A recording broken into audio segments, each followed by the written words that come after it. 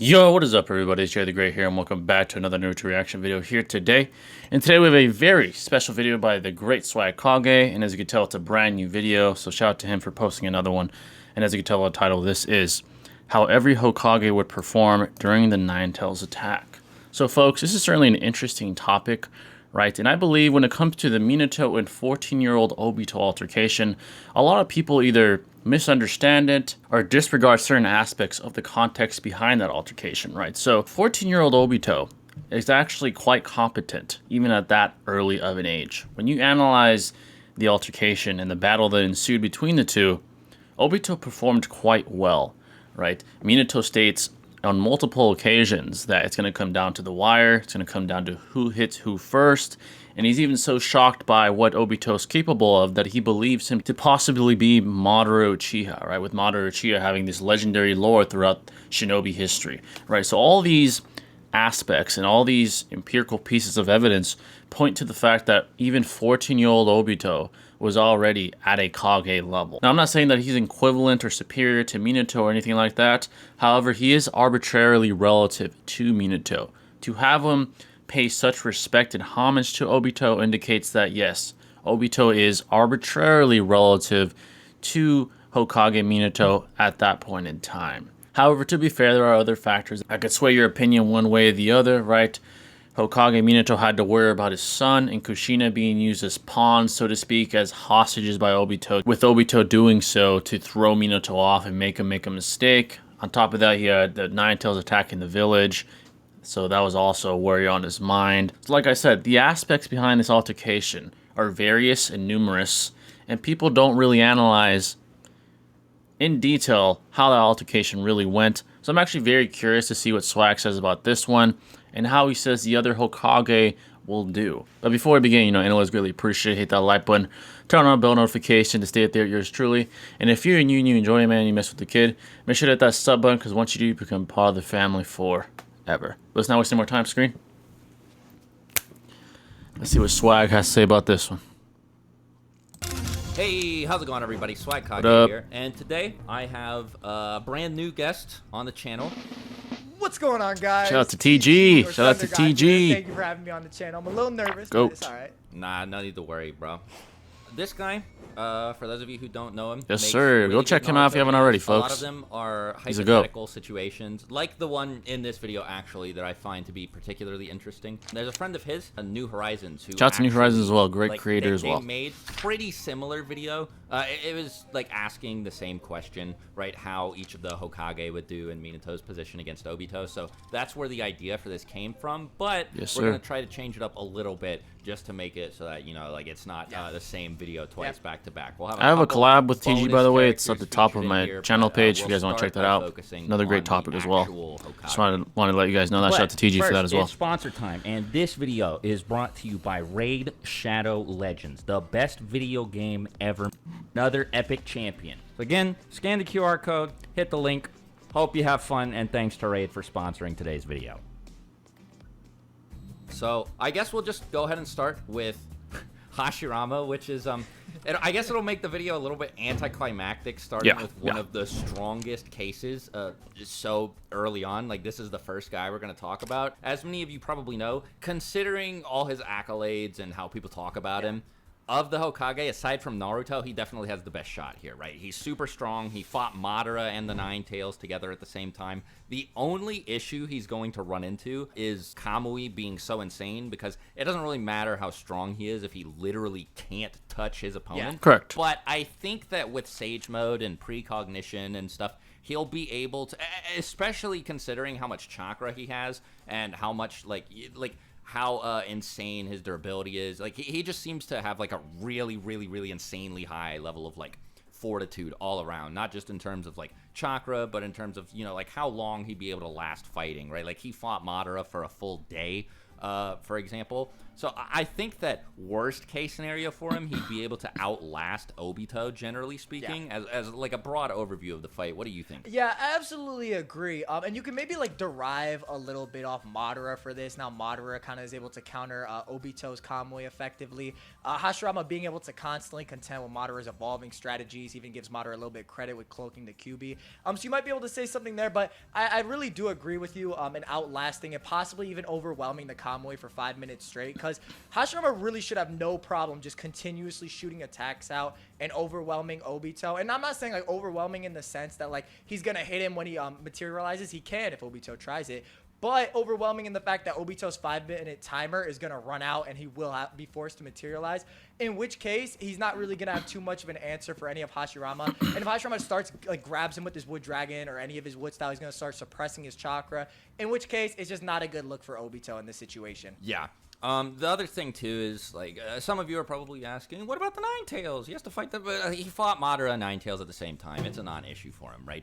And one thing that I would like to remind everybody about while we're talking about Hashirama is that it's not just that Hashirama was straight up more powerful than the Nine Tails, right? I mean, it definitely, like, you can argue that, sure, because he was fighting Madara and the Nine Tails together at the same time, right? But the main thing was that Hashirama has the Tailed Beast suppression ability with Wood Style. That's why Yamato was assigned to take care of Naruto and had the correct.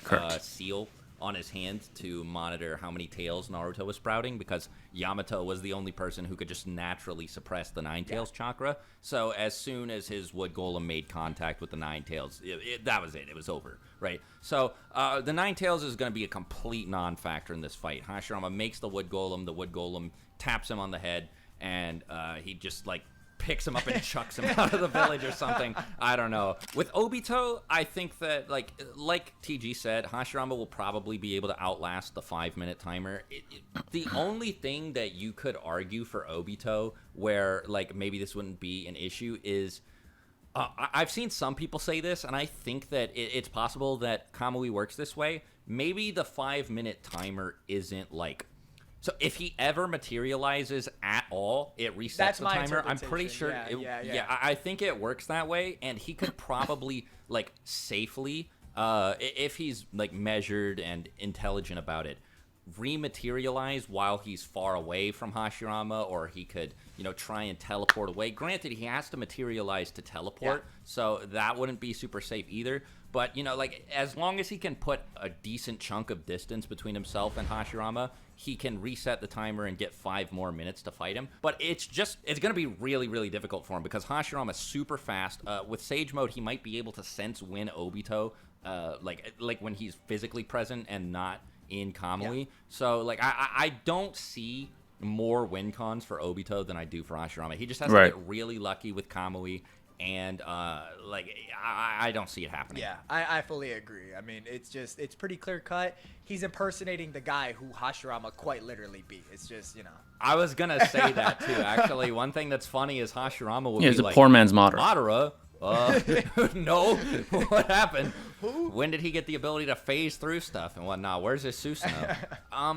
I don't know if he'd be able to save Mito from dying or anything, because, like, Minato couldn't save Kushina from dying. Like, if this was Mito still in Kushina's place, of course, anyway. Yeah. I would say probably not. She would probably die from, you know, the extraction the same way Kushina was going to.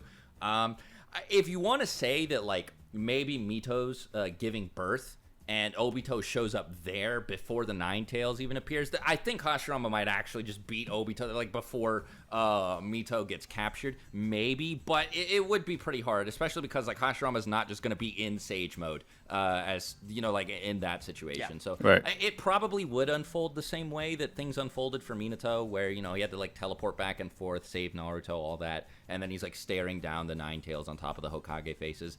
That's how I think it would go. Regardless, though, I think the bottom line is just that Obito loses to Hashirama. Yeah. All right, cool. All right, so I definitely want to discuss this one, right? Here's what we can say. Raw power-wise, right? Raw physical, tangible assets, Hashirama has the advantage in, right? Very clear. Hashirama and Madara are the strongest non-six-pass characters to ever live, besides arguably Sage Mode Casey to Naruto. That's a whole different tangent, not relevant here. Now, when it comes to 14-year-old Obito and his Kamui, 5 minutes is a long time, right? 5 minutes is 300 seconds, right? Conan had the perfect prerequisites to override that and have an attack that was able to outlast the 300-second period that Obito can be intangible in. Right, she had 600 billion paper bombs. Right, it took her years, nearly a decade of preparation to set up these prerequisites. Now, do I believe that Hashirama has an ability that allows him to continuously fire attacks for 300 seconds straight? No, I don't believe so. Now, the most unique ability he quite possibly could use, that could even be a problem, even if Obito could use Kamui, would be the deep forest emergent sort of poison spores that we see Madara use against the 5 Kage, right? And the reason that would be an interesting ability is because the spores are gaseous in nature, right? So they dissipate throughout the atmosphere. Now, if Obito is caught in that, first of all, he's going to have to hold his breath, right? Secondly, he's got to Kamui away. And now the question is, gaseous particles of the spores around his radius, or the radius of effect of the Kamui, will it follow him into the Kamui dimension, right? If it does, that'll be very detrimental to him, and he'll have to breathe it in, right? He can't hold his breath forever. Now, if he is deep in the circumference of the spores' radius of effect and area of effect, right? Circumference of effect, I should say. He's going to have to go into the Kamui, and it will most likely follow him into that dimension, into the Kamui dimension, right? The spores will most likely follow him into the dimension, and eventually he'll have to breathe. And that might at least paralyze and dispose of him, right? And Hashirama would win that way. Now, I know that's not an ability that Swagkage and Thunder God brought up, but it's certainly an ability that he could possibly use and deduce to use once he realizes the properties of the Kamui ability. Right? Hashirama is not dumb by any means. He's not dumb. Now, does he have Itachi and Minato levels of on-the-fly IQ? Probably not. Right? Probably not. He's not empirically shown to have that. You could refute me and say, well, he just doesn't have feast of chauffeur. That's an appeal to ignorance. Fair enough. But the point is, more than likely, Minato and Itachi have more raw brain power than Hashirama. Right? I think that's a safe deduction. Right? It's refutable, but it's a safe deduction nonetheless, via induction. So I would say, once he does deduce it, though, which I don't think will take him long, right? Because he's just, I believe, faster and more powerful than Obito, he'll realize that something like the Spores attack would be very advantageous in this situation, right? In the worst case, he's not able to hit Obito, right? That's the worst case scenario, which I doubt. I think Madara and Hashirama, as far as reaction speed, combat speed, etc., are above Obito and even the likes of Minato, etc., right? So even in the worst case, he would have an ability to win. Now, more than likely, Hashirama would win. Right? He's physically, in a toe-to-toe altercation, Obito would have no chance. Secondly, he doesn't have the AP to even penetrate Hashirama's defenses. He doesn't have anything of that nature. He's not a high AP combatant. He is a defensive and extremely quick reactionary combatant, right? That's why he was such a threat to Minato. That's why he was a threat to the majority of the shinobi world during his time, respectively, in that point in history, right? But against someone of the likes of Hashirama, who has extremely high AP, extremely high durability, and extremely potent abilities, he would be at Hashirama's will. Now, as far as the Ninetales, that's a non-factor. Like Swagkage perfectly said, he could literally sedate it in seconds and dispose of it. It would be no issue to Hashirama. He would undo the Genjutsu like he did with Madara. It would sedate the Ninetales like a child, right? He's literally that much more superior to the Bijou in general. So that's not even an issue. Obito's Kamui would by far be the most problematic issue for him. If he can figure out a way to negate that or disrupt it, he will win more than likely. So that's an easy one to deduce on, but I really wanted to discuss the Kamui, the 300-second time period of sequential phasing, etc., and I really wanted to kind of steelman what Swag and Thunder God said here. Let's continue on. Move on to probably the most controversial character in the video. Next up, we have Tobirama. Now, Tobirama. We kind of debated on alive versus Edo. We could talk about both for a second, but it doesn't really change too much in this option. Now, a lot of people, downplay Tobirama's strength. He actually is very strong. He's competing with Minato in the War Arc, competing with EMSAs, competing with Naruto. He's able to perform strategies with them. He's never getting outclassed. He shows great beats against Obito, all of that. This is one of those situations to where, like, I just don't believe Tobirama's arsenal is suited for this particular task. And here's what I mean, right? Starting off, let's say we argue he's on top of the Hokage mountain. He doesn't have any way to really, like, teleport a tail beast bomb away from the village if the Nine-Tail starts to fight like that. Like, his flying Raijin has never shown, like, he can, like, kind of replicate some of the stuff Minato does by manually marking it.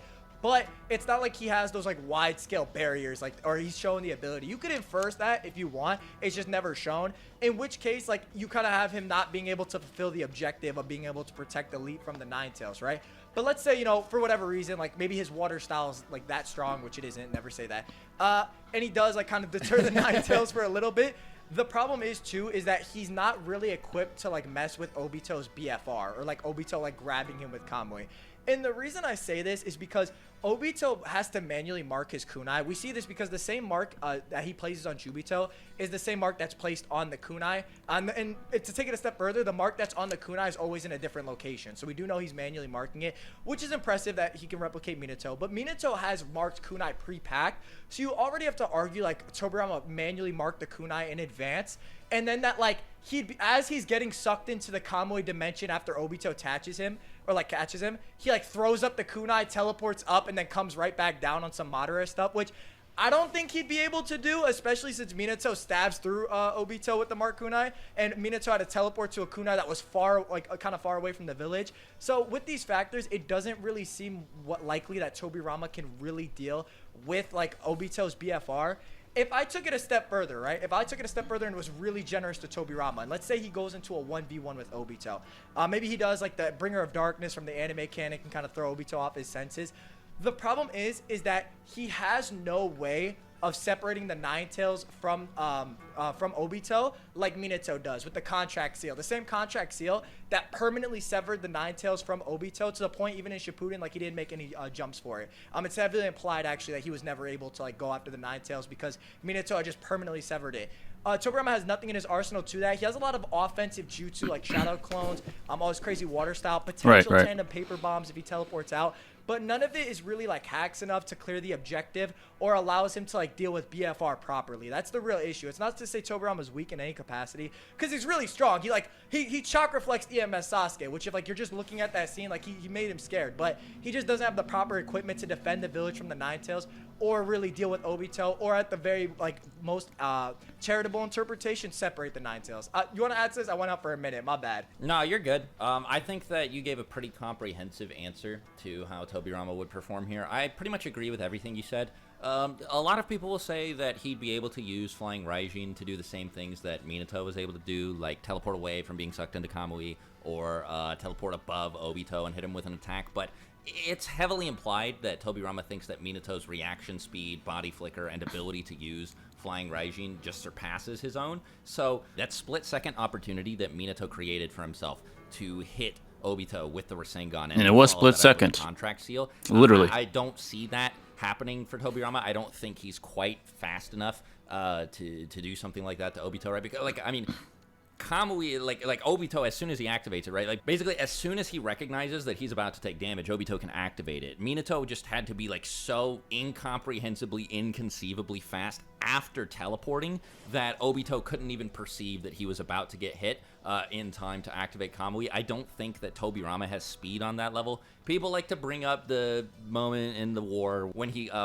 teleports Jubito's attack away, when, Ten Tails Obito is about to hit Minato when he's in the Nine Tails chakra mode. And they're like, yeah, Tobirama's even faster than KCM Minato. But it's like, Minato was clearly, super duper obviously not in a good state of mind. He was super dazed. Like, he just found out that his student, like one of the people who he cared about, raised, instructed as a ninja. I mean, like, you can tell Minato liked Obito because of the conversation that they have in Kakashi Gaiden. And he found out that this kid tried to destroy the village, killed his wife, killed him, tried to kill his kid. He's just like, oh my god. Like, like he felt like he didn't know how to process it. Of course, he couldn't fight properly. And then as soon as he gets out of it, he's just back to giving Obito the hands. He's fighting in sync with like KCM Sage Mode Naruto. So like Tobirama's definitely not faster than KCM Minato. And it's implied, based on the fact that Minato gets to the battlefield first, that Minato's faster than him in base as well, when he doesn't have these horribly dark, depressing, self-defeating thoughts going through his mind, right? Like, Tobirama's not faster than Minato. Please, like let it go. He doesn't have the contract seal, like Thunder God said, so he wouldn't be able to separate the Nine Tails from Obito. Yeah. And I think that's the biggest thing here. You can assume maybe like, oh, Tobirama's smart. Yeah. He created Edo Tensei and Shadow Clone and Flying Raijin. Right. Surely he has it, but you don't know. You can't prove it. I'm definitely going to get my thoughts we're after not this gonna section on Tobirama. It's not like actively choosing Obito's side or anything to say that Tobirama doesn't have something like this to help him. It's just that, like, we'd have to make up something, or just be like, oh yeah, he probably has it, like when there's no reason to assume so. And like I said, that's the biggest obstacle he has to overcome here is the Nine Tails, right? Yeah. Like, the Nine Tails is really strong. I don't think that Tobirama, with like raw stats and no wood style or anything that's equivalent to suppress the Nine Tails chakra, is going to be able to stop it. Even if you remove Obito from the equation, I think that the Nine Tails would kill Tobirama probably in a one-on-one fight. So I'm gonna give it to Obito here. I was gonna add, like, honestly, because I agree with everything you said. Even if you went like with more charitable stuff for Tobirama, right? Like, even if you say like, he does something cool he does like that feat against Rinnegan Madara and he's that speed.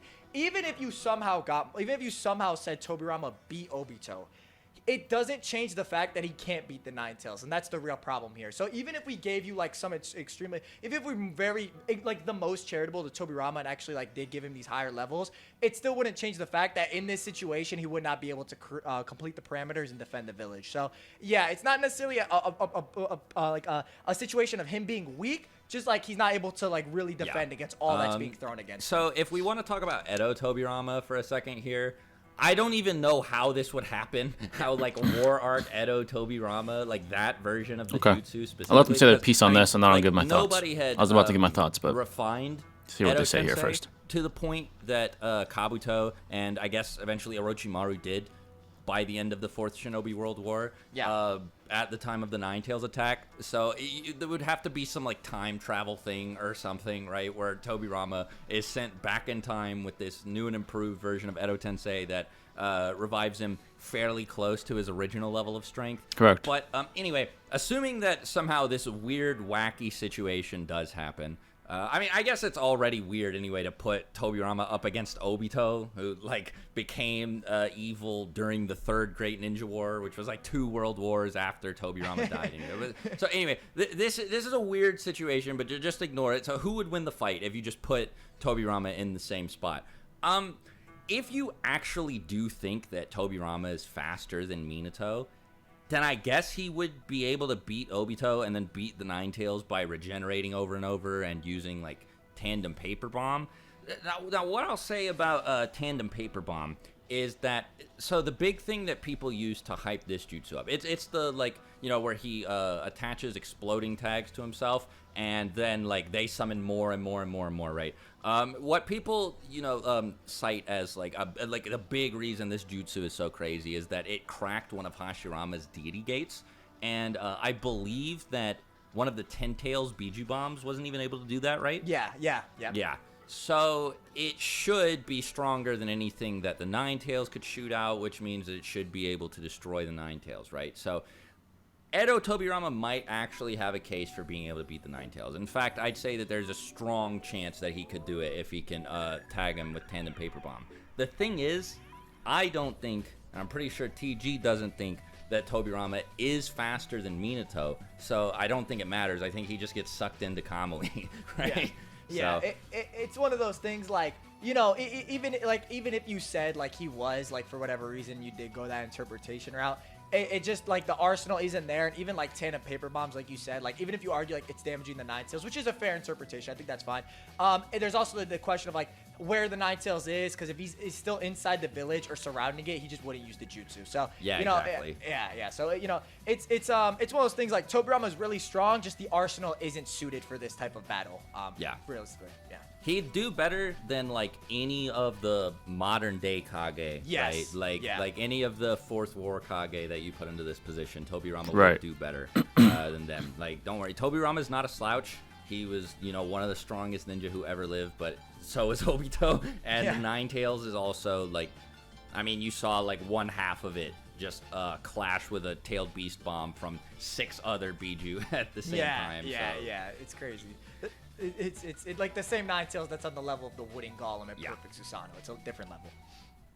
Next up, we have Hiruzen. All right, so I definitely want to get my thoughts on this one. Now, the Tobirama scaling is certainly some of the most ambiguous and contentious scaling in the entire Naruto fandom. Rightfully so, right? The history and the defeat of Tobirama is extremely ambiguous, right? Kenningen, the anti-feat by anti-Tobirama individuals, and then individuals that are pro-Tobirama say, X, Y, and Z, Kenningen are actually very strong, or whatever their rationalization is for his defeat, right? So extremely ambiguous and contentious as far as just how strong Tobirama is, right? And then we have the war arc feats with Edo Tobirama being able to damage or even contend with Jubito, right? So these are my thoughts on this. When it comes to Tobirama, what I see happen a lot, and just in general in scaling with intuitively dishonest individuals, is within the entire set of empirical evidence within the Naruto narrative,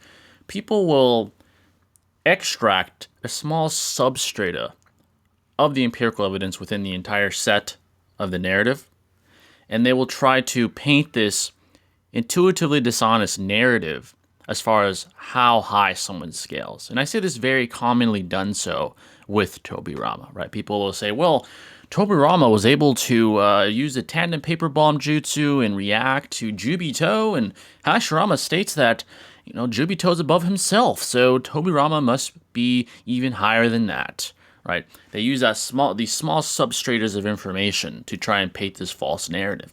And when you only look superficially at them, and you don't analyze and dissect the entire narrative, you can come to that conclusion, right? In an alternate dimension, in an alternate world, if that's the only empirical piece of evidence we had, then Tobirama would scale that high.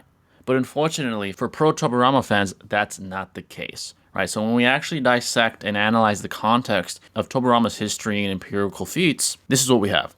Jubito, or Obito in general, is an individual that began to have mental doubts within his own mind the second he met Naruto in the war. He started to see himself in Naruto when Naruto started to converse about his own ideology, right? Because Naruto represented in the narrative what Obito would have been if he never went rogue and was never mentally manipulated by Madara Uchiha, right? So what happened throughout the war is Obito had these creeping doubts, had these mental doubts that started to creep up on him as the war progressed, right? We saw this sort of mental deterioration as far as ideology is concerned throughout the war arc.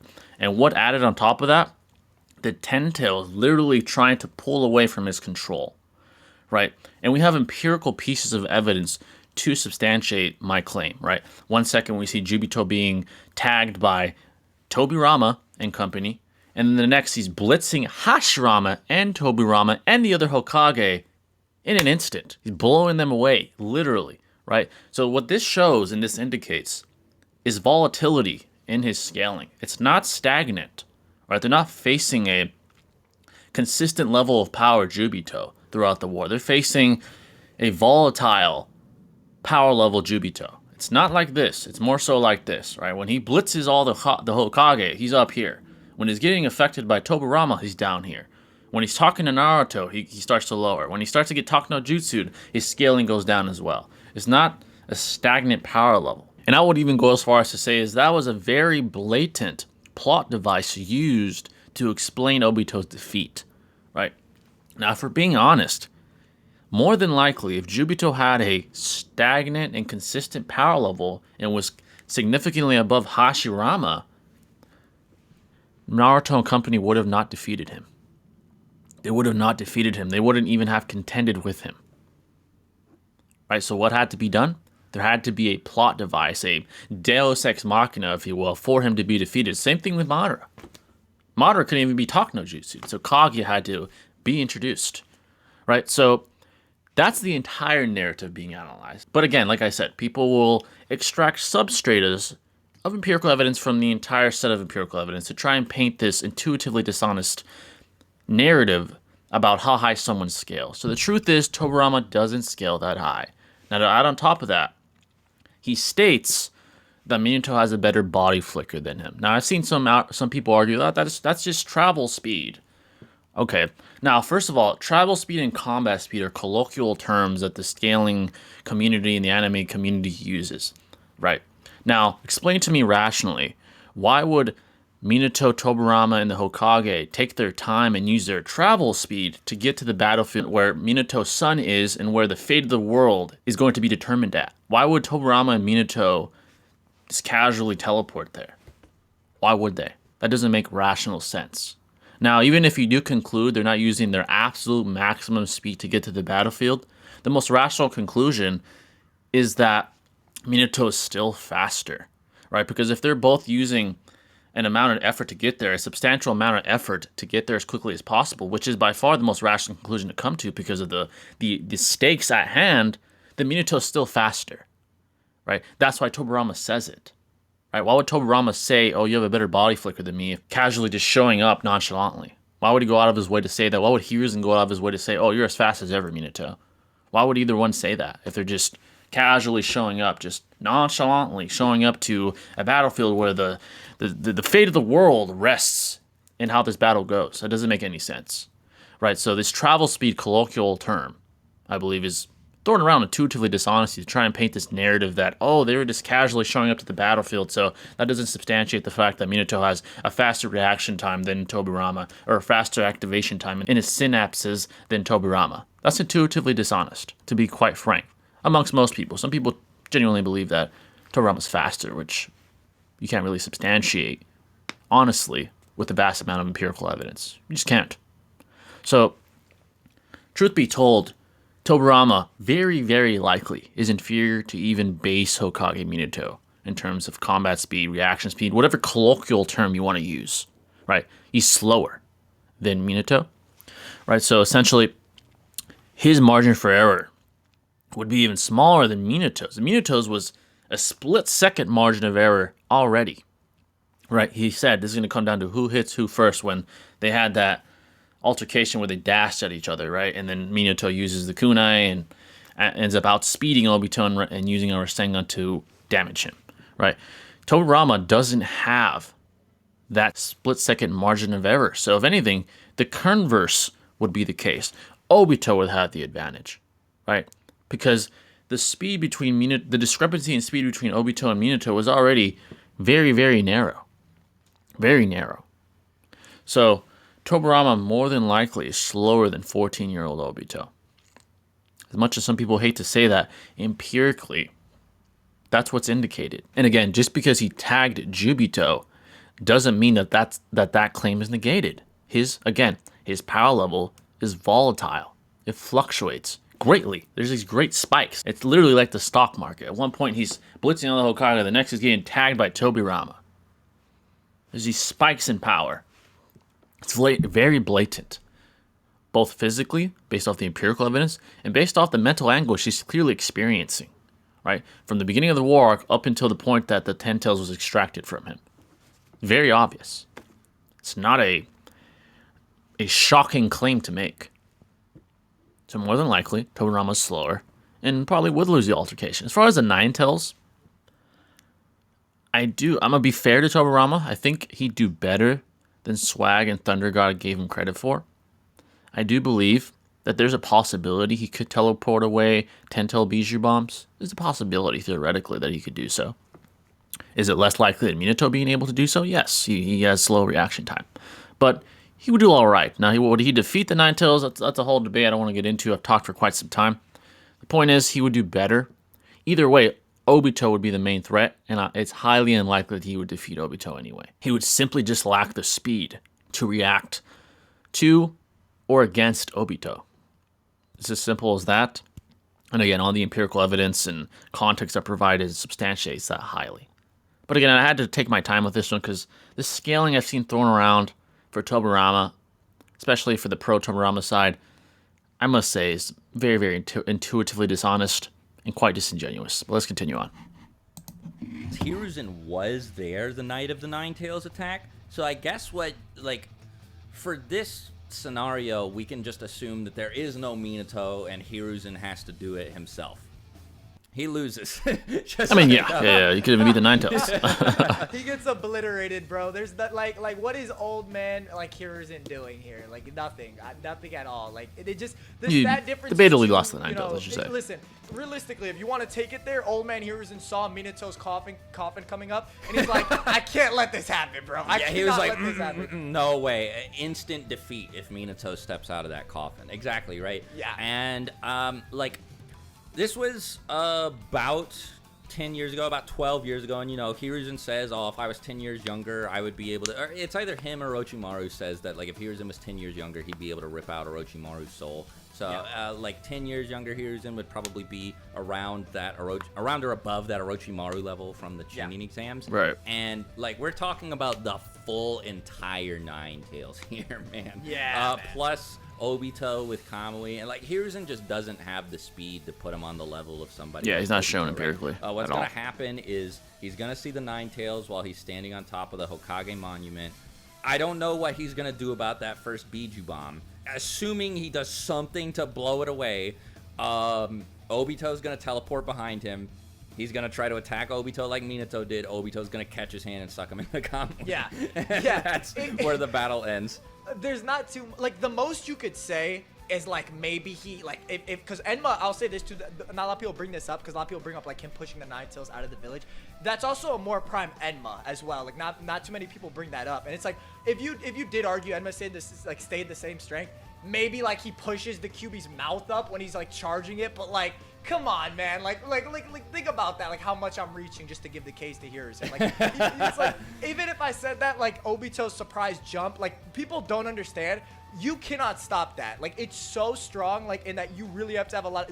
You really need space-time ninjutsu to really counter that. So Hiruzen doesn't have anything. You need the neurotransmitters to be able to react. Another thing that Hiruzen lacks that, the speed in his neurotransmitters. So lives through Obito teleporting behind him, right? If they engage in that open field or pretty much anywhere, the same way that Minato and Obito fought each other, I don't think Hiruzen's prepared for running at Obito phasing through him and him getting caught by the chains. Because if Minato couldn't regardless, he's there, too slow. Whether he's prepared or not, he he's had too to slow. Immediately warp away, and Hiruzen can't do that. So I just see way too many ways for Obito to win this. Yeah. Even if somehow Obito No, actually, I was gonna say, no, I'm not even gonna give Hiruzen that. There's no way Hiruzen is hitting Obito here. I'll put it like this. Naruto linking with Kurama is what Minato had always envisioned for him to fight the Obito that Minato had fought. So you kind of have to look at okay, Naruto needs to link up with Kurama, approach these KCM2 or Kurama link mode, however you want to say that.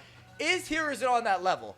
No, there's nowhere near that. So it's that's kind of where Naruto needed to get the Nine Tails chakra. That's what Minato had always wanted. Right. And that was to fight Obito without the Nine Tails, by the way. Or none of it, none of that. So it's it's ridiculous. So yeah, Hiruzen's just not on that level. So next Hokage would be Minato, but I'll quickly say this for Hiruzen because I talked a long time for Tobirama.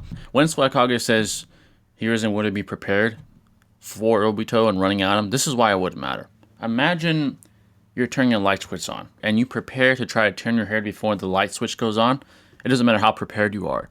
You'll never turn. Your head will never reach that location before the light turns on. Why? Because you simply lack the speed in your neurotransmitters and your muscles and your overall physiology to be able to complete a feat that quickly, right? That's essentially what would happen with Hiruzen. Even if Hiruzen is extremely prepared for Obito's Kamui, his literal neurotransmitters, his muscles, his literal physiology wouldn't allow him to react at that high level of speed because empirically he hasn't been shown to be able to do so, right? Empirically he has not. If he's only about base Orochimaru level, 12 years prior to the Konoha Crush altercation, he certainly will not. Certainly will not. So it's as simple as that. Let's continue. happened. So after that, we have Tsunade. Do you want to go ahead and start us out? All right, so just get me to tell me. So, Obviously, we know what happened. This might be a hot take. I don't think she's punching a Bijou bomb. I don't know like who needed to hear that. So the thing with Tsunade, I actually think she might take a different approach in this matchup, especially if you have if you include Hiruzen in the situation, you're letting him deal with the matchup. She might take a more medical approach and actually begin to start healing villagers like she did in the Pain attack. Yeah, she would. Letting other very in character. Good point. Fight instead of straight up fighting Pain herself. In which case, she loses because Obito just comes up behind her and just grabs her, in which case, again, she does nothing. If she knows Obito's there, she does nothing because he's faster. She's not able to attack him. Some people might say she's like Raikage level speed. I don't agree with that. Madara notes she's blatantly slower.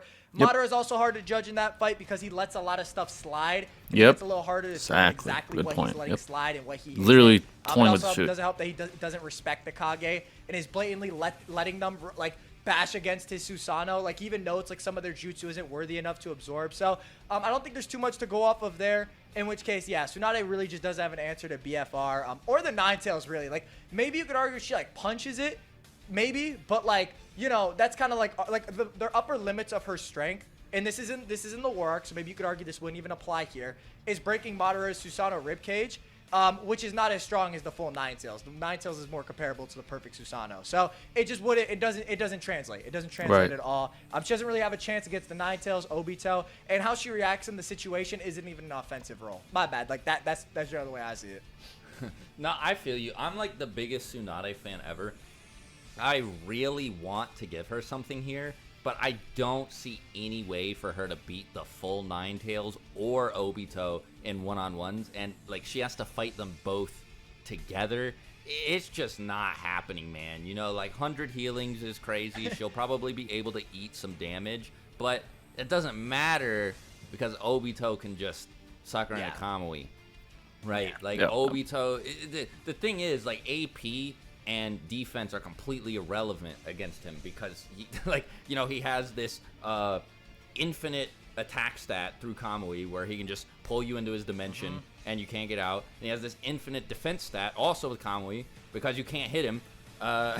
So you just have to outspeed him, and she doesn't. Then the Ninetales is a complete fucking monster.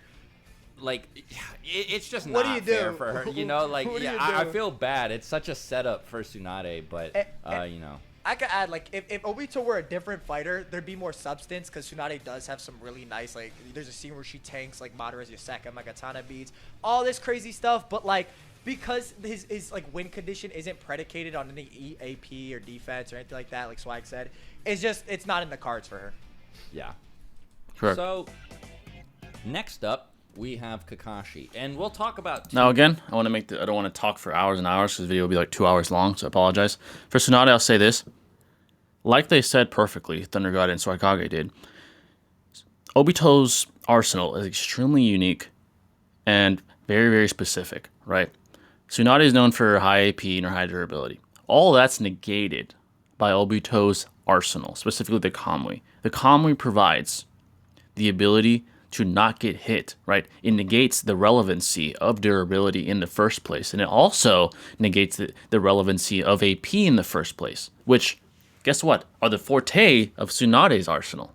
And close quarters combat on top of that, right? So it's the perfect kryptonite to Tsunade's arsenal. She simply would not be able to hit him, and simply, regardless of durability, would lose because he could simply remove her from the entire altercation and dimension in the first place, right? So he is her kryptonite, essentially.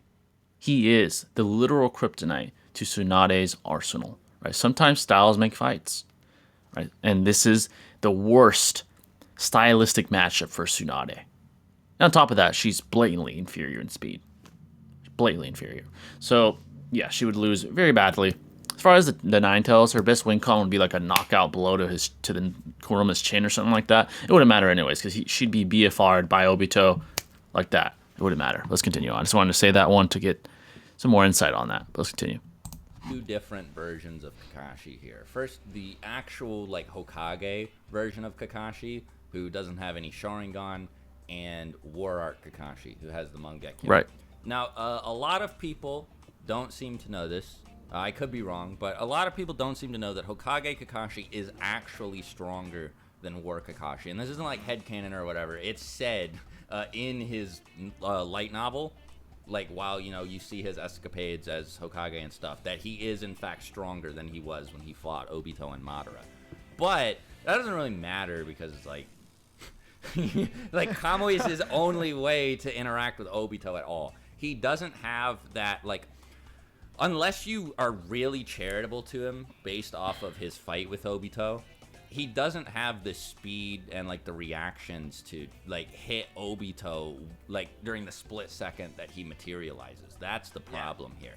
Because Interesting. like you just have to be so much faster than Obito to do it. Because it's like as soon as he even gets like a whiff of an incoming attack, bam, intangible again. Does it help that Kamui is also like unconscious and can be passive at times, which also like is a defensive mechanism for Obito because it pretty much mitigates like the ability for anybody to, or most people to just straight up speed blitz him. Like an example being how Ten Tails Madara has him right there and he still phases through him. So like that added on to this just makes it so he can perform a lot of crazy strategies. Just to add on to that, because I know some people might grasp on the fact that like, oh, Kakashi like stronger in the war arc, maybe he scales to like Minato or something like that. But again, like Obito does have ways to mitigate that. That's the point I'm making. So you can continue. I mean, yeah. So it basically the only thing that Kakashi has in his arsenal at any point in the series that would allow him to fight Obito here is Kamui in the war. I mean, I guess we could talk about DMS, Dual Mangekyo Kakashi, like when Obito's soul flew into him and he got both Sharingan,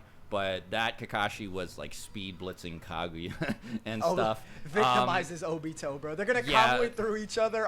He just gets victimized, bro. It's crazy. But yeah, continue. exactly. The Nine Tails and Obito are done in like 3 seconds. So, yeah, I mean, that's War obvious. Kakashi is more interesting because if he's able to figure out how Kamui works, he could actually start hurting Obito by like nullifying Obito's close range Kamui with his long range Kamui. The main problem with this is that he wasn't really able to do anything without Naruto as backup. Like he had to teleport Naruto's Rasengan into Kamui, then he had to teleport the Naruto clone into Kamui. He couldn't really capitalize on it by himself. And also, that was when they were just fighting Obito. The tailed beasts were all pulled back into the statue and everything. He didn't have a whole 9 tails to worry about. And by the way, even if he were fighting all of the tailed, like even you know, even if he were fighting all of the tailed beasts at the same time, that wouldn't really help him. Like you wouldn't have more of an argument for him because like the 9 tails is just stronger than all of them combined, and that was half of it. So I don't really know what Kakashi's supposed to do about the 9 tails. He could teleport the 8 tails into Kamui, so maybe he could like teleport it all the way into Kamui, but I just feel like Kurama's fast enough to move out of the way, and like has, you know, like, because the thing is he teleported a willing 8 tails into Kamui, not like he didn't do it without consent, so I feel like Kurama would be able to fight back against it, shoot a tailed beast bomb at Kakashi, and then Kakashi would have to jump out of the way. I just don't see this happening for him either at the point in time when he was Hokage or during the 4th War. Something interesting to note too is that Obito can always pull back Kurama the same way Madara reverse summoned the Ghetto statue or just summoned it while Kakashi was actually Kamuing it. So it's like even if he sees like Kakashi trying this technique, he might just be able to pull the 9 tails away and like make sure this doesn't happen as well. So even if like we said, he Kamui's the 9 tails BFR, it's not guaranteed because Obito's gonna be looking around, like he's waiting for his chance to get Minato in their fight. So Obito's gonna be present on the battlefield. Just a side point for anybody. I definitely have some thoughts on this one, exactly. folks. Also, after Obito they finish would this section, suspect that Kakashi might have Kamui anyway because he knows that that's his Sharingan. I mean, like everything's just lining up against Kakashi for this fight. Again, unless you use Dual Mangekyo Kakashi, which is like a complete stomp in Kakashi's favor. But yeah, I don't see him taking this. So next up, we have Naruto. All right. So I certainly have my thoughts on this one. And I actually disagree with quite a bit of what Thunder God and Swagkage said here for the first time on this video. Now, there's a couple of aspects that they discuss which I disagree with.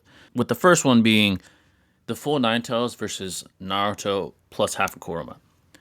Jinchurikis are empirically shown to be superior to the tailed beasts individually. Take this for example to empirically indicate that. KCM2 Sage Mode Naruto, I believe, either that or KCM2 Naruto, was compared to, by Hashirama himself, to himself. Right? He said, oh wow, this guy has chakra levels on the level of myself, also implying relativity amongst them, and also was able to arbitrarily contend with Obito, right? Who is stated to be stronger than even Hashirama himself. Again, I'm going to be logically consistent and logically honest. Obito has a fluctuating power level, right? So you could argue maybe he had a low point in his power level when Naruto was able to contend with him. However, I would refute that and say, in comparison to Tobirama, Naruto had more feats against Obito than Tobirama had. Again, that's all contentious. You could also argue Sasuke was helping him, so it's not just Naruto individually fighting Obito. It was a conjunctive effort. The point is, KCM2 Naruto has better showings than Kurama does, right? Kurama, by himself, even in the Minato one-shot, was being competed with by teenage Minato that barely learned a Rasengan. While conversely, Naruto, with KCM, was competing and outspeeding the Kage, was competing with Obito at one point in time with the white mask once you got KCM2 in terms of speed and reactionary ability, etc. Right? So there's a great argument to be made that KCM2 Naruto is above even Full Tail's Kurama. Right? So I will say that, and even Killer Bee, for example. Right? Gyuki was competing with the third Kage, right? While conversely, Killer Bee is comparable to the fourth Kage, who's implied to be faster than the third Kage. Right? It's just the most rational conclusion to come to based off their speed feats. So the point is, Jinchurikis are stronger than the tailed beasts individually. Right? They're stronger than the tailed beasts individually. And I think there's close to a plethora of pieces of empirical evidence to suggest that. So I disagree with that. I don't think that, KCM2 Naruto is inferior to Full Tail's Kurama, right? When comparing their performances against Madara, who's a common opponent, or a common enemy, Naruto obviously performed better. Yes, he got dealt with by Madara pretty badly, but Kurama got genjutsu'd right away and was controlled like a puppet by Madara, and then he was sedated like a mere child by Hashirama, while conversely, Naruto was combating Madara and combating Obito and was compared to, by Hashirama himself, to himself. Right? So when you analyze the pieces of empirical evidence, there is an argument to be made. The KCM2 Naruto is superior to even full Nine Tails Kurama. Right, so I got that out of the way. What I also disagree with is Hokage Kakashi's scaling. Right, in the novel, it's stated that Kakashi is significantly superior to his War Arc iteration. Right, significantly. That's a strong word. Right, and on about to probabilities, stronger usually means faster as well. Not always, right, but semantically, more times than not, it usually means that all your physical traits are superior to your previous iteration or whatever iteration is being compared to, right? So Kakashi's even so that means more than likely Kakashi's substantially faster than War Kakashi, right? Not DMS. I'm talking about previous iteration. Now, when analyzing that Kakashi was quick enough to be able to come up with some fail-safe method to counteract Obito's Kamui. He was relative enough in speed, to be fair, to a mentally nerfed Obito, right? I'll be fair there, but still was fast enough to come up with a fail-safe method, right? A countermeasure to exploit the vulnerability of Obito's Kamui. An Obito with a Renegon, I might add, right? An Obito with a Renegon and an Obito with a Sharingan, right? So this was a substantially stronger Obito than the one that had an orange mask, right? So despite him being mentally nerfed, I'll give you that, he still was able to do what he did, right? Because previous to that, even mentally nerfed Obito wasn't even touchable, even by KCM Naruto or KCM2 Naruto, right? So the point is I'm trying to make is that Kakashi's speed is not to be disrespected or underappreciated or underestimated, right? War Kakashi's speed is quite vast. I would at best say arbitrarily relative to KCM1 Naruto. Arbitrarily, right? Him and Might Guy had arbitrarily impressive performances against V2 Jinchurikis. Right? V2 Jinchurikis aren't slow by any means. So now, on top of that, right? So you have that scaling. Wherever you want to place them, right? It doesn't matter. The point is, Hokage Kakashi is significantly stronger than that, right? Now, I know the common refutations would be, oh, he doesn't have a Sharingan anymore. right? He doesn't have a Sharingan anymore. That's fair, right? However, for the novel to say that he is significantly stronger than his Waraka duration implies to me that his combat speed and his ability to react is most likely even better than Waraka Kakashi. Now, is that objectively true? No, it's not. The point is I'm arbitrarily playing devil's advocate and trying to imply that Kakashi, as a Hokage, would be able to react to 14-year-old Obito. That's what I'm trying to claim here and trying to conclude. Right? And I think there's a good argument for that. I wouldn't automatically just conclude that Hokage Kakashi is slower than Hokage Minato. I wouldn't automatically conclude that. We are talking about the Boruto era, where power cliffing is enormous. It's colossal.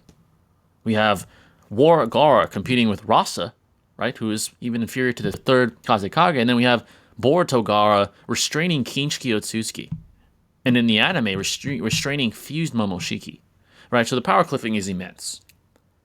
So the conclusion I made about Hokage Kakashi isn't that shocking or far-fetched by any means. If the power cliffing is that gargantuan, then the claim I just made isn't that far-fetched at all.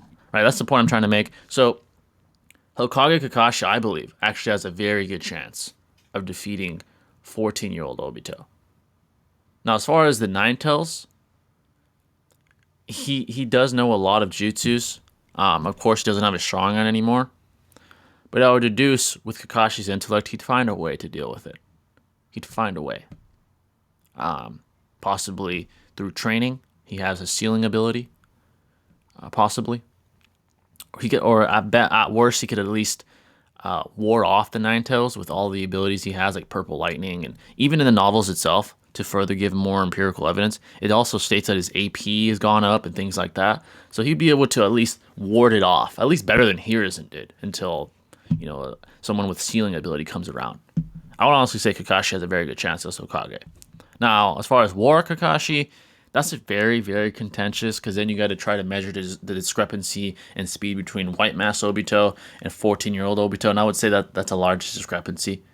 It's a pretty large. I do think that White Mask Obito is substantially faster than 14-year-old Obito, and War Kakashi is not that far away, so there's an argument that he could beat Obito. It's an argument there. I'm kind of on Swagkage's side here, and Thunder Gods as far as he's concerned. He has a chance. He has a chance, but the fact that even War Kakashi was in all of Minato even then indicates to me that 14-year-old Obito could possibly still be faster based off his performance against Minato. All right, so that was contentious. I'll just leave it up in the air. But I really wanted to discuss Hokage Kakashi. But let's continue. Go ahead and introduce 7th Hokage Naruto. No, this really isn't a discussion at all here. We didn't agree to this before the recording, guys. No, next, we actually have KCM2 Sage Mode Naruto. We think this is like the Naruto that you really kind of have to use in this situation, because Naruto is very similar to Hashirama, to where like it's just a stomp, right? Yeah. Like, Hokage Naruto is just so unfair. There's nothing to say. He fought Kaguya. He fought Madara with the 10 Tails. He fought Rinnegan Sasuke. He fought Momoshiki. And base, by the way. Fatigued. So, Fatigued. I don't know how 14-year-old Obito is supposed to fight him, right? That's not a fight. Not at all. That's Not at a all. quick. He's a completely different Stop. tier above Yeah. Obito. That shouldn't be too questionable. So don't bring that in here. KCM2 Sage Mode's a bit more interesting because he's similar to Hashirama in a lot of ways. So for example, right, like let's say you start off with like having Naruto like sit on Minato's like on top of the Hokage. He's faster than Minato. There is a couple things he could actually just Firstly. summon his own Kurama avatar and wrestle with the Ninetales a little bit to kind of subdue it before he tail Beast Bombs. He's certainly fast enough. He's definitely faster than the Ninetales at this point. So he should be able to like dart across the battlefield, kind of like how he darts across and catches Madara and Obito when they're about to attack as respective senseis or something to that degree. So he definitely has a lot of capability here. The big thing is like Obito, right? Because the Ninetales we're not too worried about with Naruto. He should be fine against that. He should be able to 1v1 that. Obito's an issue. Naruto does have a lot of options now because this Naruto can summon clones. You can summon clones in KCM2 or Kurama Link mode. You can summon clones in regular KCM, or you can have a clone in Sage mode sitting inside the Kurama avatar, which would aid him in the sense that he's able to like kind of have an extra layer of sensory. or he could just put himself in Sage mode and just have that same sensory buff. In which case, it's extremely difficult for Obito to get the drop on Naruto. We actually even see, like, in the war when Naruto's developed a bit more, Obito verbatim tries to grab him, and Naruto's, like, kind of acclimating to the point he can move away. So it's like Naruto's kind of approaching these points to where, like, he can just kind of get away from Obito before Obito grabs him, or he's just, like, that much faster. Or he just has sensory capabilities that allow him to combat. What do you think? Yeah, I think that you can definitely argue that, like, War Arc KCM2 Sage Mode Naruto is stronger than Hashirama. Alive Hashirama is questionable, but Edo Hashirama, he definitely seems to be, because he's, like, fighting against Ten Tails Obito.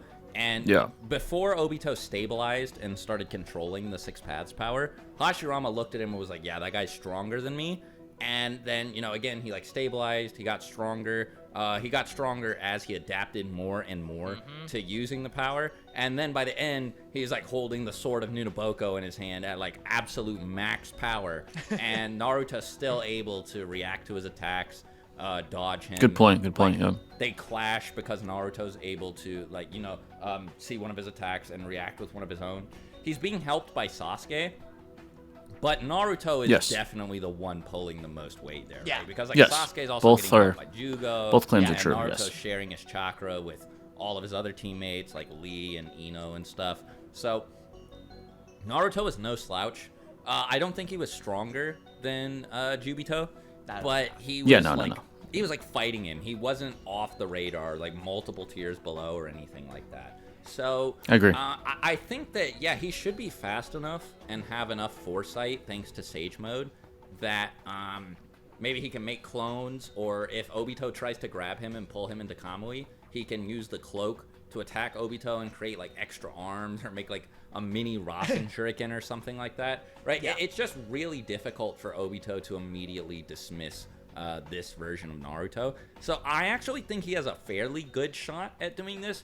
But, and again, we're talking about, like, War Arc KCM2 Sage Mode Naruto right now, because Hokage Naruto is just, like, a foregone conclusion that obviously he wins. You throw him up against anyone from Shippuden, maybe except Kaguya, but probably even including Kaguya, and he just wins. Usually he just wipes the floor with them. Puts his feet up and lets it clone solos, to be honest. Yeah, exactly. It's crazy, bro. It's crazy. So, yeah, it's looking so far like the only people who can confidently, or who we can say confidently take the W here, are Hashirama and Naruto. What a surprise. The two strongest Hokage. I would say Hokage Kakashi. Well, confidently is a strong word, but bonus rounds in mind, because we didn't want to. I'm not even gonna say anything about Naruto. That's, to me, it's not even close either.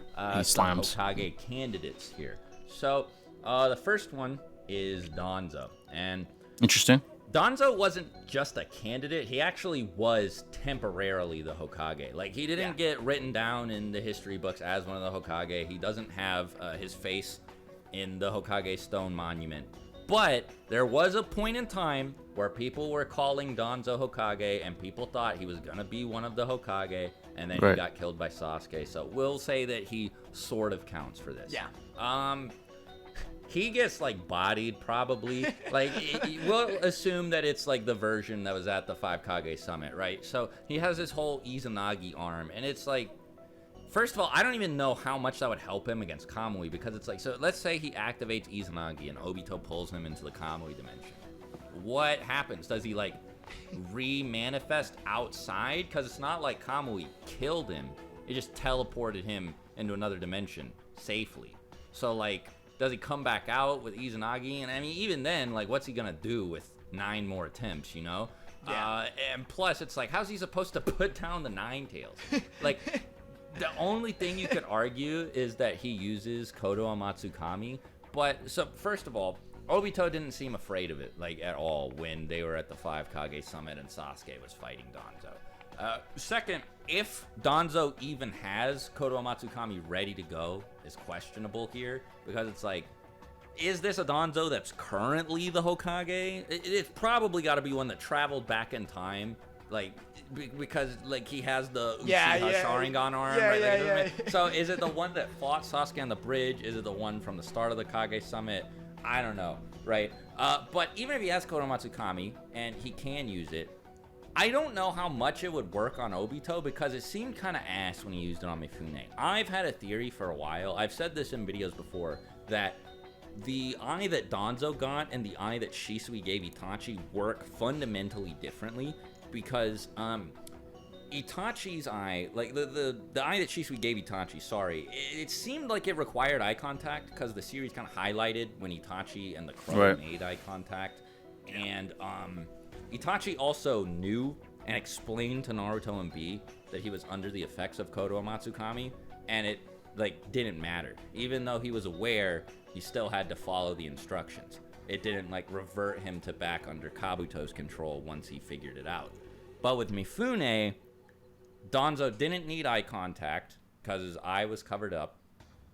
And as soon as somebody told Mifune what was going on, the effects of the genjutsu ended. It also seemed like he needed to concentrate, right? Like he needed to send the chakra to his eye, which isn't something the Crow needed to do because Itachi just lit that bitch up and killed it immediately.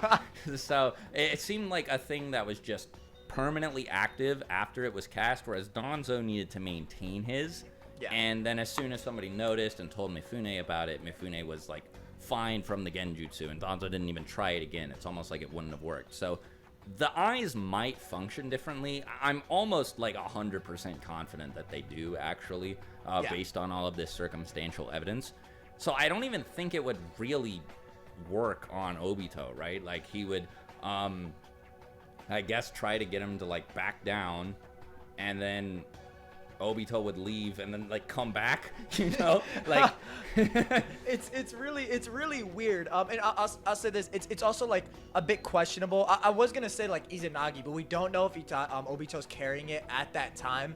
And it's a little bit, you know, you kind of have to like headcanon that, so I don't want to say that. It's just that like Obito really shows no fear against Kodo Matsukami, and it's like I actually like the theory you brought forth where it's like they fundamentally like differ in what they do and stuff, and how they function. I think I agree with that theory as well. And to even take it a step further, like, you know, we were talking about the Nine Tails, you know, because there is a bit of dialogue from Obito that like, oh, Danzo's getting ready to control the Nine Tails. We don't know how he was gonna do that with like Hashirama in his arm or his face, and like maybe he was like looking for like a Senju DNA boosted genjutsu for the Nine Tails, or he was gonna sprout wood to control Naruto as he was evolving. We just don't know. The way I perceive it, it's like he was more likely probably gonna try and suppress Naruto himself, because he was even trying to restrain Naruto in the village. They didn't want him to leave, so I imagine he was probably gonna snake Naruto in some way. As like controlling the full Nine Tails seems a bit out of his control, in my opinion. Maybe you could argue that. Yeah, but I agree. Yeah. So I don't think he like clears either or, and he's just not capable. But he is interesting to talk about because it's almost like he was preparing for this kind of eventuality, by the dialogue discussed by him by Obito. Yeah. But like another thing that kind of supports that he would lose here is he doesn't seem to think that he could beat Pain, like, because he doesn't interfere. He just lets Pain fuck up the village, right? Good point. But at the same time, he also seems like maybe he has a plan to handle Pain, so I don't know. That's like unclear. You could argue he doesn't care either. I don't know why he stabbed the messenger frog.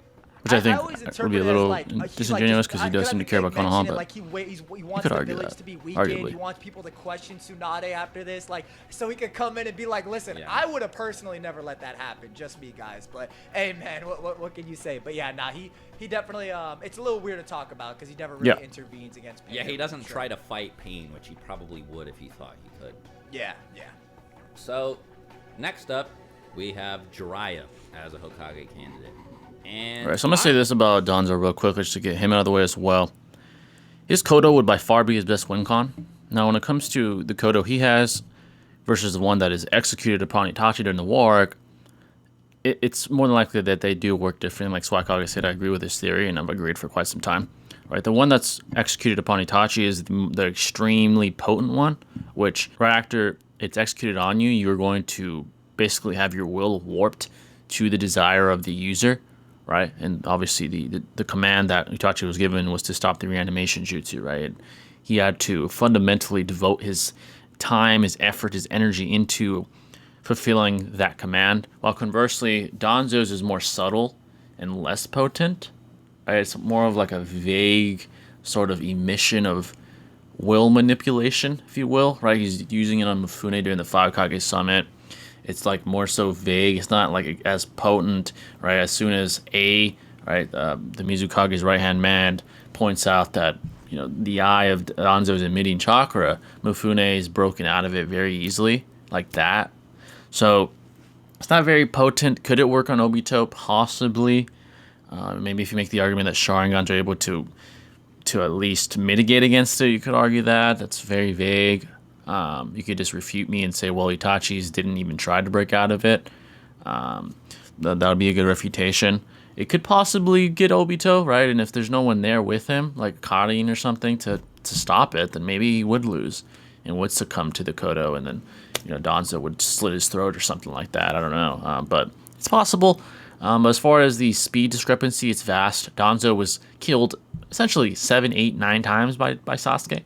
And Sasuke did arbitrarily well against the Kage, and I think, honestly, Obito did better against Minato than Sasuke did against the Kage. That's just me, in my opinion. I think when you analyze qualitatively their performances, Obito had a better performance, to be quite honest. And he has Kamui on top of that. So I do think that Danzo would more than likely lose. If anything, if Obito gets annoyed by the Izanagi, he just Kamui's him away into oblivion, into the infinite space or whatever of the Kamui. So it would be not too difficult for Obito, as long as the Kodo isn't a win con. If it is, it's possibly he could lose to that. But it's very contentious. Depends on your presuppositions. Let's continue. I might get in trouble for saying this, but I think that Jiraiya is weaker than all 7 of the Hokage, Tsunade included. Because really, don't get me wrong, like Jiraiya is strong, but Tsunade was like fighting and damaging Madara. Yeah. Okay. Yeah. You know, she like punched a hole in it. Definitely have my thoughts on this. I'll give my thoughts after. It turned out to be a wood clone, but it, like, you know, I feel like the actual Madara would have also gotten a pretty serious injury if he took the hit directly, and she was like blowing up his Susanoo and stuff, throwing it around. At best, you can say Jiraiya's like relative to Tsunade, and we already know that she doesn't have a chance in a situation like this. So there's just no way, especially because Jiraiya is not going to start in Sage Mode. He's going to need more time than I think he even has to enter Sage Mode. I think he straight up loses before he even goes into it. So I think Jiraiya just gets cooked here. Yeah, Mr. Gamakin is not piecing up the Nine Tails. I don't know who these saying that, but it's not happening. He's not built like that. Next up is Orochimaru. All right, so I definitely have to give Jiraiya some defense. First of all, do I think he's weaker than all 7 Hokage? He's not weaker than Danzo. I think in Sage Mode he'd be faster than Danzo. I think empirically it's shown, right? He was able to dispose of 3 out of the 6 paths of pain. Right? Danzo didn't even dare to try and confront pain. You could argue maybe he didn't care, he wanted to rub it into Tsunade's face, whatever. He didn't. And against Sasuke, he was like lambs to the slaughter. Literally. He died several times against Sasuke. He's inferior to Hiruzen on top of that, who's relative to Orochimaru during the Chrono Crush arc, who's relative to Jiraiya. So, no, I disagree with that. I think that he's relative at best, at worst, to Hiruzen, possibly superior in Sage Mode, and he is superior to Danzo.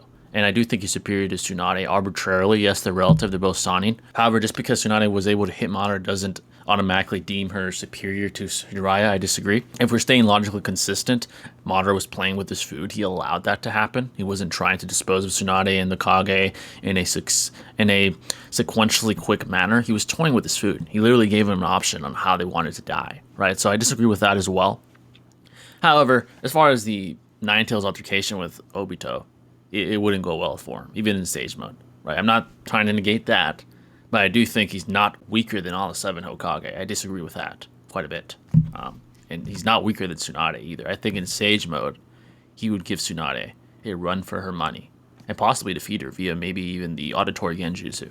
I do think he's superior to her arbitrarily, not, substantially, but I do think he has more in his arsenal to defeat Tsunade, while conversely, Tsunade has less in her arsenal to defeat Jiraiya, right? So Jiraiya is not that weak. Just had to give him some defense. I'm surprised Swag said that. And I think one of you guys mentioned this to me about Jiraiya and him saying this, but I disagree. Now, is what Swag's saying extremely far-fetched? No, it's not.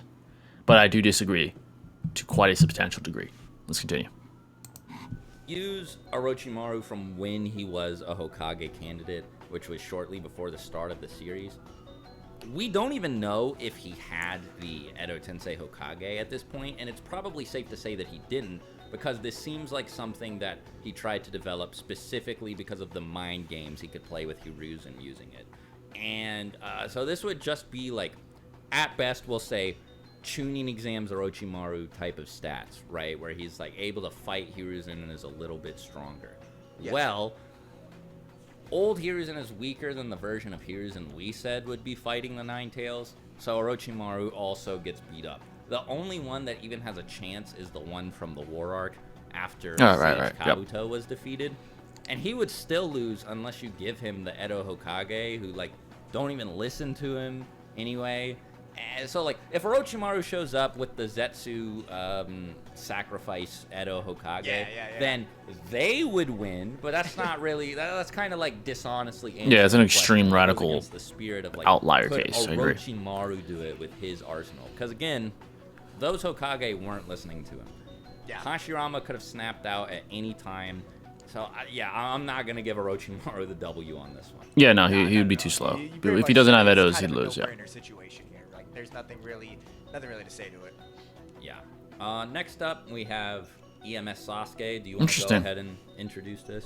So we'll be talking about the EMS Sasuke that kind of pulls up with on the battlefield and, like, you know, it's kind of like, I'm gonna be Hokage. Obviously, we're stretching the definition of Hokage candidate at this point. Yeah. We just figured it would be some fun.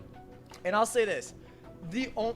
I'll start off by saying, like, that Sasuke actually does have a lot of options against the Nine Tails. You could argue he lights up the Nine Tails with the Matarasu, kind of like burning down its hide.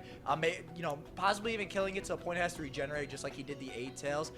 Someone brought up the fact that, like, the Nine Tails might be able to roar, and the Amaterasu that's forming might get blown around the village as well. Like, that's an interesting take. But he does have some options with the Nine Tails. He also, you could maybe argue he might be able to rip the control from Obito with his Eternal Mangekyo Sharingan. That might be a little bit of a stretch, but it could be a possibility as well.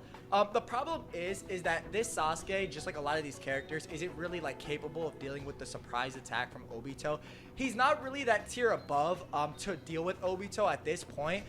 In my opinion, the only time you could really say, like, you could argue for this Sasuke is, like, when he's fighting against Jubito, acclimating to that point, and after he ditches, like, Jugo and like the Naruto's chakra, like, uses, like, the perfect Susanoo. If you think he has that, like, that Sasuke that doesn't really fight anybody after the fact, that's the only version, like able to be discussed here or can be talked about. But it doesn't help that Obito also hard counters the Susanoo, which is Sasuke's main offense at this point. He's able to just calmly hit through it. A lot of Sasuke, he's gonna just, like, pull up, start shooting arrows. None of it's gonna really work. So I actually do think that Sasuke would perform quite well against the Nine Tails. I think he does have some options he could do against it. It's just, again, like, he doesn't really have too much for Obito himself. And it's like, we do see when you're getting Kamui'd, you can't really, like, edge your way out of it. Like, you can't really just escape it. It's not like Kakashi's Kamui at the beginning of Shippuden where you can, like, force your way out of it. It's just not the case. And again, the only Sasuke you could argue is, like, the strongest version, which is not the one we're using. We're using the one that, like, gave that declaration. That Sasuke still needs to adapt. And even with that Sasuke, it's debatable. It's not even as clear cut. Yeah. Just, again, because the clear counter. What do you got to add to that? I think that there's probably a good chance that he could take out the Nine Tails with Amaterasu, because even if the Nine Tails somehow, like, blows it away or whatever, he has Kagetsuchi to redirect those flames, because any flames that are on the battlefield, Sasuke could just move with Kagetsuchi. So I think that the Nine Tails just doesn't really have, like, an answer for that. Like, I guess while he's on fire, he could shoot a Biju Bomb, and that would I definitely have my thoughts for this as well. Like, any defense that Sasuke can manifest. But, like, aside from that, I think he's actually, like, good just because. And it's not like Sasuke's stronger than the Nine Tails. It's just that Amaterasu is crazy. It's, you know, like, it's a Mangekyo Sharingan ability. And most of the time when Sasuke uses it, it's against people who just have ways of, like, maneuvering around it or nullifying it. Like, for example, Nagato was able to, like, absorb it against Itachi. Madara was able to, like, take off his armor when it got put on him. You know, like, the Raikage straight up cut off his arm to stop it from killing him. Like, that type of thing. So I think that like the Nine Tails would probably go down because like the only time we see a Matarasu like truly connect with somebody, they just like the Eight Tails just straight up gets cooked by it. He's done. He's done. Yeah. It's over. Yeah. It would take Obito showing up and like sucking away the flames of a Matarasu, which would leave him open to getting attacked by Sasuke. So I think he would just have to leave it. But like you said, there's just no way that Sasuke would be fast enough to hit Obito to stop himself from getting pulled into combat. Surprised you're saying that. I think that, yeah, like you said, that's just where the conversation ends. It would be a cool fight to watch, but Obito would pack him up pretty quickly. Yeah. Yeah, I agree. Obito is just a pretty distinct tier above. Next up, we have Fugaku. All right, so I definitely get my thoughts on this before we get to that. Again, apologies for the multiple pauses, but this one, again, I have to get my thoughts on this. I disagree highly. They are basically automatically presupposing that EMS Sasuke is slower than 14-year-old Obito. I disagree, and here's why. Itachi was able to contend simultaneously with KCM1 Naruto and Killer Bee. He literally reacted to both of them, attacking them at the same time, right? Simultaneously. On top of that, he saves them from the individual that was about to rip their souls out in Nagato, right? So that puts Itachi above KCM1 Naruto safely, who was relative to Minato, according to the Hokage, right? And Obito is below that, right? So there's that scaling already. So Itachi is up here, right? And then you have Nagato. Then you have KCM Naruto, Killer Bee, give or take, he's probably a little lower. And then you have Minato around there. And then you have 14-year-old Obito below that, right? So Itachi's here. EMS Sasuke shows relativity to Itachi during their fight against Kabuto. I would argue he's arbitrarily inferior to Itachi, but arbitrarily relative. They did break each other out of genjutsu and things of that nature, right? So they showed enough relativity to each other to substantiate that EMS Sasuke is at least on the level of KCM1 Naruto. At least there. I would say arbitrarily maybe a little higher. He has a little bit better feats, a little bit better. So I would say that. Now, because of that, he would be above 14-year-old Obito. He would be. He'd be able to react to him. He has the hacks to deal with the Nine Tails very easily. As far as the Nine Tails roaring away the Amaterasu, all Sasuke would have to do is summon the Amaterasu upon his body. He's not roaring away nothing. And if he just roars it away, he'll do it again. And again and again. He has EMS at this point in time. His stamina is substantially better. And he has Genjutsu on top of that. In the beginning of Shippuden, he shut down Kurama like nothing, right? When he was in the subconscious of Naruto. That would not be an issue for him whatsoever. I would even go as far as to say that his Genjutsu is probably even better than 14-year-old Obito's at this point in time.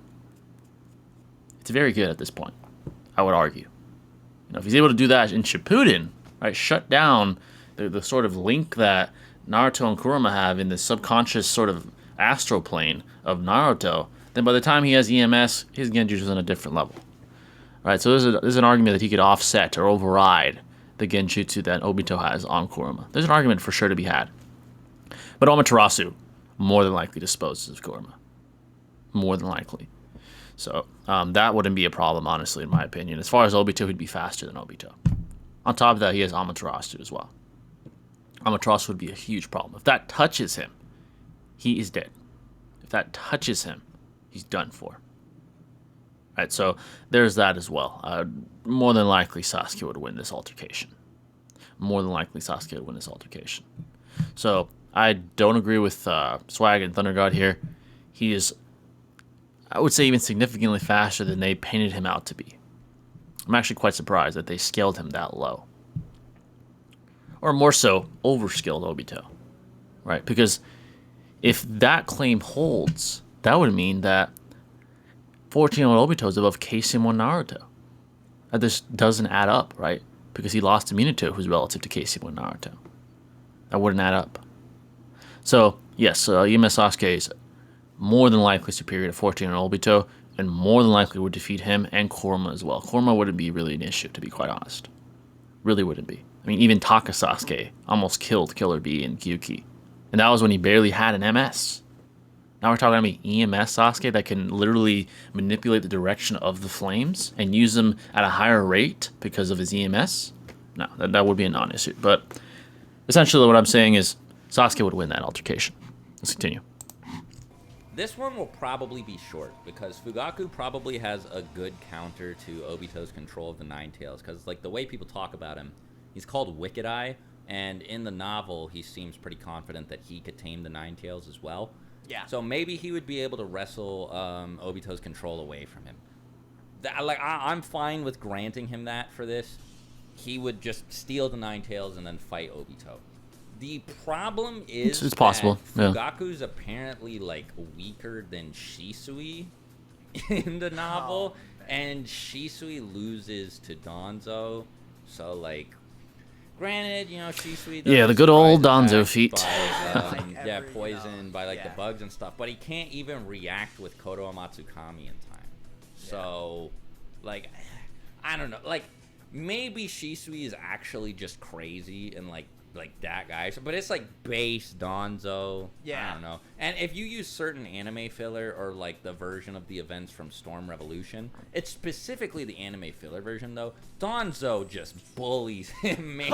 Pretty bad. So bad. He actually like beats him up. So it depends on which version of Shisui you want to use, but if you think Shisui is some crazy like fastest in the verse level character, which he's definitely not, but if you think that he's like absolutely not way above where he is and he only lost to Danzo because of the surprise attack, then it's kind of hard to put a ceiling on Fugaku. If you take that anime filler into consideration, it's a completely different story.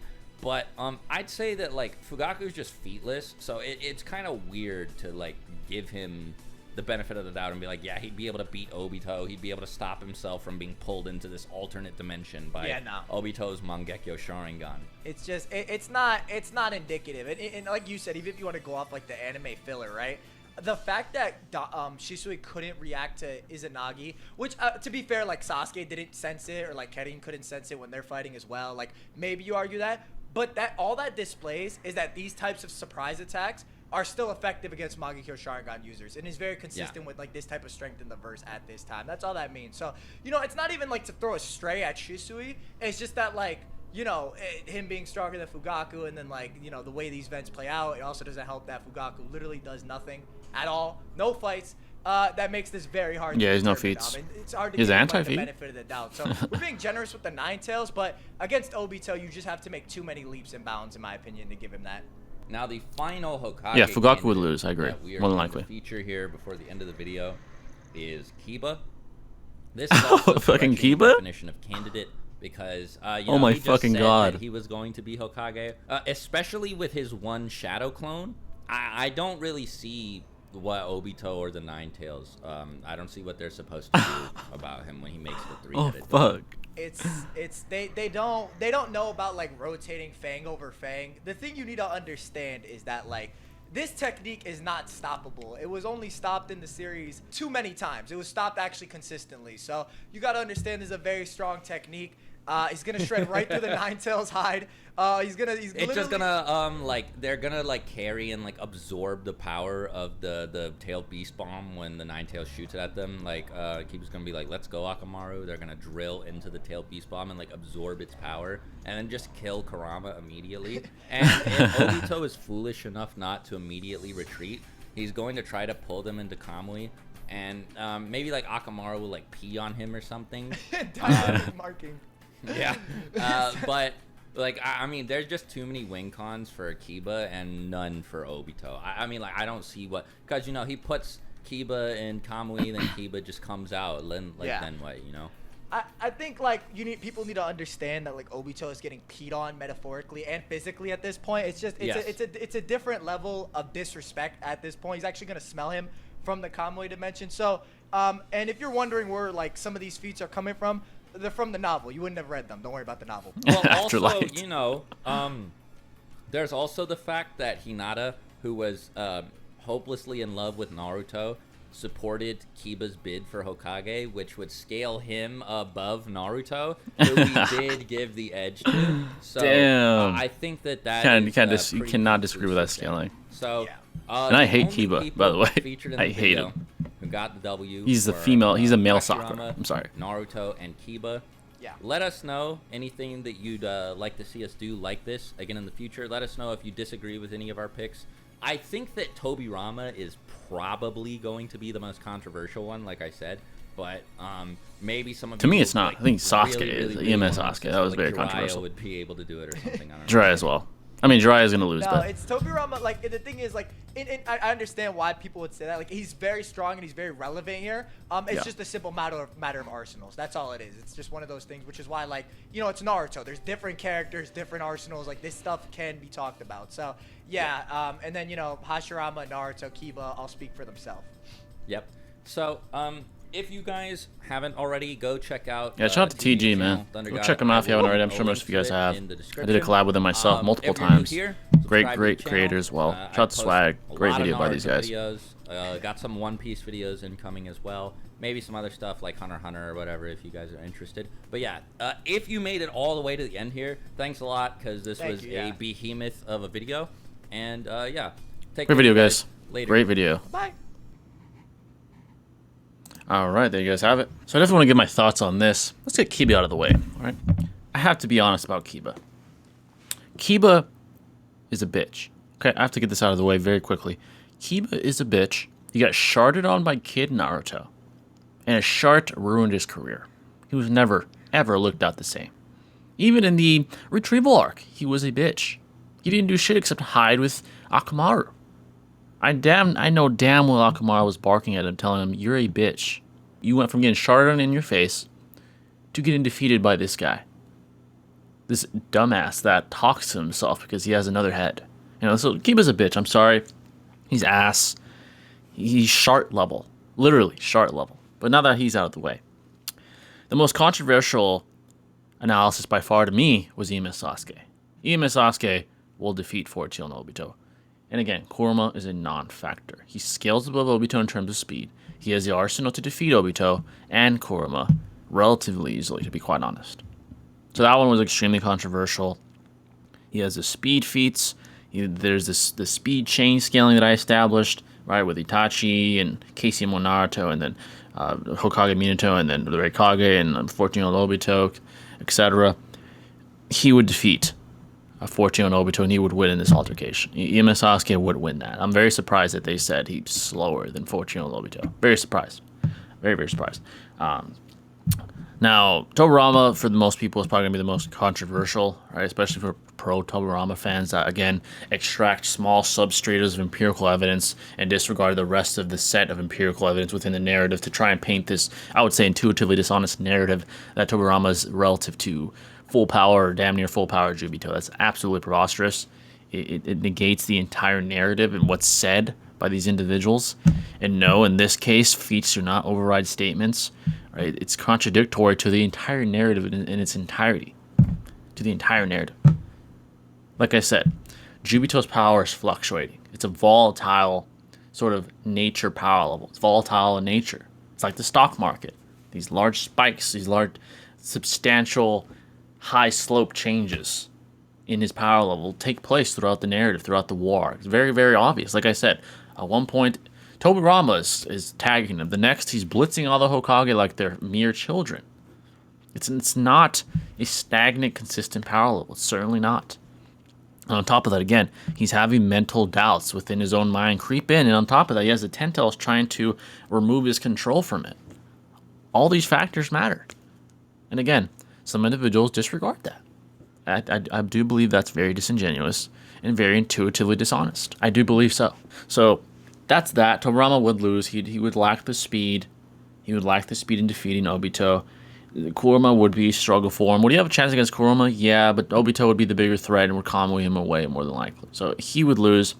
Hashirama, there's not much to say, right? There's the Kamui argument. There's, like I said, that the poisonous spores from the deep forest emergence would be a very good win con for him. If Obito is far enough in the sort of circumference of the spore's radius or area of effect, there's a very good argument that he would breathe it in and die anyway, or get paralyzed, or whatever the poison does to an individual. That would happen to Obito. I think Hashirama's faster than him. Madara and Hashirama just have a higher tier level of scaling in general. We even saw Tobirama get folded by by Madara, who wasn't even near his peak powers yet, according to Hashirama, in comparison to his alive iteration. So we have all these empirical pieces of evidence that point to the fact that Hashirama would probably even blitz Obito, to be quite honest. I think his speed is overlooked, and so is Madara's as well. So there's Hashirama, that one. I'm sure the majority of people agree with that. Hiruzen, old man Hiruzen, scales to base Orochimaru. If we're talking about even the Hiruzen during that point in history, he was begging for Minato, saying, "Where are you?" And he wasn't even facing Obito. He was facing just Kurama alone. He couldn't even handle him. So he certainly lacks the speed to deal with Obito as well. If Obito was threatening Minato to that extent, and Hiruzen is begging for his presence, then yeah, he would lose and probably get BFR'd by him as well. That one, I'm sure the majority of people agree with. I'm sure. Then it goes to Tsunade. Tsunade just lacks the speed. Again, her hitting Madara Susanoo doesn't prove anything. One, that was not even full power Madara. Two, he was toying with his food, so he was literally allowing it to happen. So she would just never be able to hit the guy. She might have higher AP and higher durability than him, but that would be negated by Kamui. I'm sure most of you guys agree with that. That wouldn't matter. His Kamui is literal kryptonite to her. Then you have Kakashi. War Kakashi is pretty contentious. When trying to deduce the discrepancy in speed between him and 14-year-old Obito, that was quite contentious. I don't really blame you for picking either way. You can make the argument that War Kakashi is arbitrarily relative enough to White Mask Obito, mentally nerfed, to be above 14-year-old Obito, or you could argue the antithesis of that and just argue, White Mask Obito was substantially nerfed. He was having 6-tailed Jinchurikis pulling at his chakra, and then on top of that, it wasn't just Kakashi, it was a conjunctive effort between Kakashi, Guy, Killer Bee, and Naruto, respectively. That's fair, so I don't really blame you for either side of the coin that you're on when it comes to that. As far as Hokage Kakashi, I do believe he would most likely defeat 14-year-old Obito. He's substantially stronger, has substantially higher AP and ability in comparison to his War iteration. Demon's Kakashi, we don't even have to discuss that. He completely obliterates in mere seconds. 14-year-old Obito, it's not a discussion. Naruto, don't have to discuss that. Hokage Naruto absolutely obliterates. And then we get to the bonus rounds. Danzo would lose. I don't even need to say anything about that. Fugaku, I don't even need to say anything. Just look at the feats the anti-feats that Chishui had. That's all that needs to be said. Jiraiya would lose. I am a little surprised on how low they scaled him, but he would still lose. He's not weaker than all the 7 Hokage. He's not weaker than Tsunade. I disagree with that. And now the EMS Sasuke one, like I said, by far the most controversial. I absolutely disagree with that one. I do believe he would win more than likely, far more times than not. I'm actually very surprised by their conclusion when it comes to him. Now Kiba, again, is a bitch, and I disagree. He is folded. He's chart level. He's not even athlete level. He's chart level. So there you guys have it, folks. That's my thoughts on the video. Very, very good video. I'm sorry if I paused a lot of times. This video is very long, almost double the length of that video. But I just wanted to be thorough, and this was just a very good topic that had to be discussed. I agree with the majority of what they said. Disagree with some of it. Very, very good video. Very, very good analysis by these goats. Shout out to TG. Shout out to Swagkage. Both great individuals and great creators as well. But that's going to wrap it up, folks. Let me know your thoughts in the comment section below. I'm very sure Tobirama fans are going to have a field day with that video. I think they already have, and with mine as well. So feel free to let me know your disagreements. Even feel free to join my Discord and discuss it with me. If you're cordial about it, I'll be happy to discuss it. Why he loses to 14-year-old Obito. But any thoughts at all that you have, folks, let me know in the comment section below, and I'll catch you in the next video. This is Jay the Great signing out. Peace.